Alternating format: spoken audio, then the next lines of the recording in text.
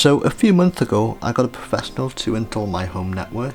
As you can see, he did a really good job. However, the cables are not well managed. This is largely my fault because I installed the Raspberry Pi, the heating system, the receiver for the heating system, and the Synology NAS, and I didn't really manage them well. I just put them in and that was it really. So in this video I will be managing the cables, and hopefully by the end of it it'll be looking much better. I may as well give you guys a quick tour of the home network before I start. So at the very top I got a thermometer. This is one of those SwitchBot ones. It's Bluetooth, it connects to the internet via the receiver, and it works really well. I can monitor it on my phone, and I got this because I was a bit concerned about the temperature, given it was behind a closed door. I probably don't recommend doing that, but in my scenario I'm working with relatively low powered hardware, and I think it's safe for my use case anyway. I did however pick up one of these just in case. I don't know how well it will work, and hopefully I will never need to use it, but it's better than nothing. Next we got the patch panel. This is Cat6a cabling I got installed. It's really good. No issues with the connectivity or anything like that, and it handles more than enough bandwidth to what I actually need it for. It's a bit overkill, but I like having it future proofed. Below we got the Raspberry Pi 4th generation with 8GB of RAM. This runs my Home Assistant server, and I might install Pi-hole at some point. I'm not entirely sure, but for now it will be running Home Assistant, and it works really well.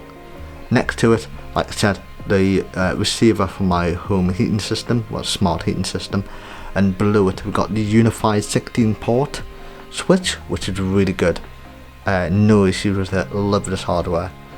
And as you can see, I've almost used up all of the ports. Not an issue. If I do need more ports, which I highly doubt it, but if I do, then I can always just add another switch in, no big deal. Below it we got a Synology NAS. This is used for my home security system, and underneath we got the power distribution unit. This is a standard one I got off Amazon, and it seemed to work really well. And as you can see, I've got some LED lighting around the rack. This is smart lighting. I can change the colour, things like that, and it serves two purposes. One, it makes it look really cool, and it's also a number two, there's a practical element to it as well. There's also a UAP6 Lite, I think that's what it's called. It's really good. I've had no issues with it. That's enough rambling, so let's get to managing these cables.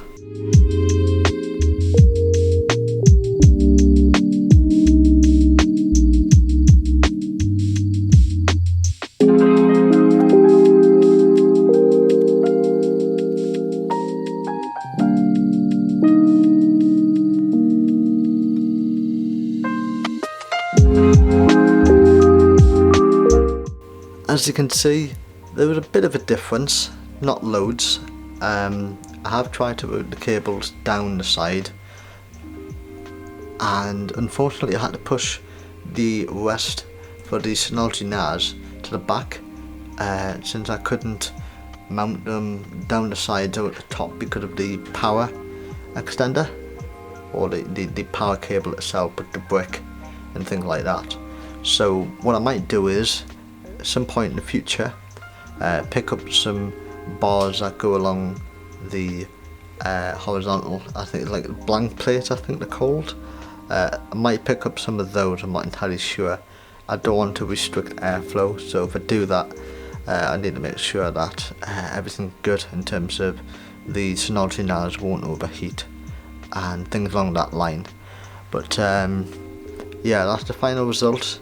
If you enjoyed this video or found it insightful or anything like that, informative, then yeah, give it a thumbs up, subscribe, and stay tuned for more networking / technology content. So yeah, thanks for watching and enjoy the rest of your day.